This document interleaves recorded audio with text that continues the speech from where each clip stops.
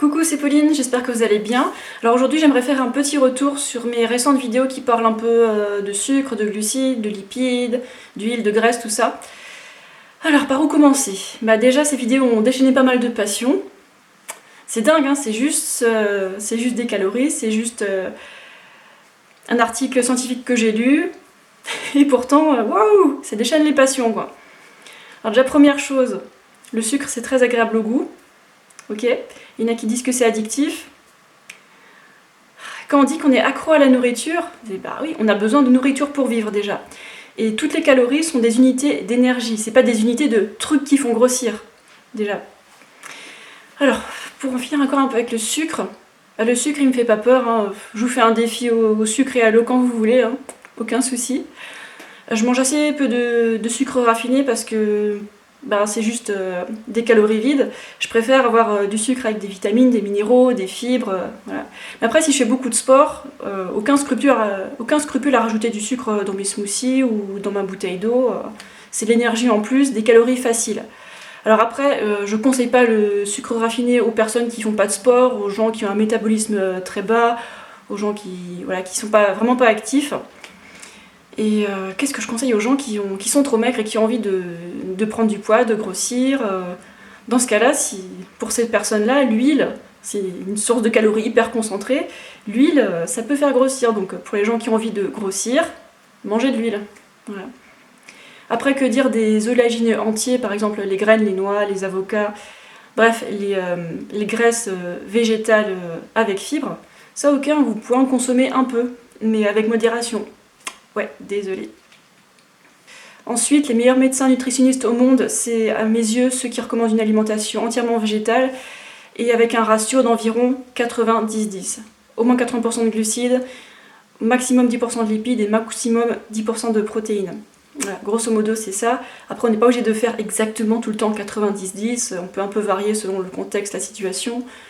Mais bref, les études elles se rejoignent en un point, c'est que plus on baisse le taux de graisse et puis moins il y a des problèmes de diabète, des problèmes de glycémie qui fait du yo-yo et de plein de problèmes qui vont avec. Après, pour la personne moyenne qui mange d'une manière moyenne et qui a une activité physique moyenne, ça va pas être les dépenses physiques, les dépenses caloriques vont être beaucoup plus basses évidemment que ceux qui font du sport comme moi. Alors moi au début quand j'ai commencé à m'intéresser à tout ça, je bougeais pas beaucoup, hein, je me déplaçais juste à pied et tout. Je dépensais environ 1700-1800 calories par jour d'après mes estimations. Et puis avec le temps, à force de faire du sport, à force de manger de la bonne nourriture à base de glucides, mon métabolisme il a vachement augmenté. Maintenant si un jour je fais pas de sport, j'ai besoin de 2500 calories. Voilà, moi je préfère avoir de la marge et me faire plaisir et puis être en bonne santé. Après, ça n'intéresse pas tout le monde d'être en bonne santé et puis tout ça. Hein. Moi, du moment que vous êtes végétalien, moi ça me va très bien. Hein. Faites ce que vous voulez en mode végétalien, moi je m'en fous. Hein. Après, ceux qui veulent des conseils, voilà, j'en donne. Quoi d'autre? Alors, ces derniers temps, c'est vrai que j'avais pas mal d'événements véganes où on a mangé assez gras. Donc, je serais pas surprise d'avoir pris 500 grammes à cause du gras. Mais bon, là, je vais me faire quelques jours super clean avec des fruits et des féculents, zéro sel, zéro huile. J'en profite que je suis de nouveau toute seule pendant quelques jours pour manger super correctement. Et puis, c'est la nourriture que j'ai envie. Moi, là, j'ai juste envie de fruits. J'ai même pas envie de salé, là, pour l'instant. Hein. Donc, j'écoute un peu mon corps et puis je fais pas n'importe quoi non plus. Là, aujourd'hui, il fait vachement gris. Je sais pas si je vais sortir faire du vélo. En fait, si je sors pas, c'est pas grave.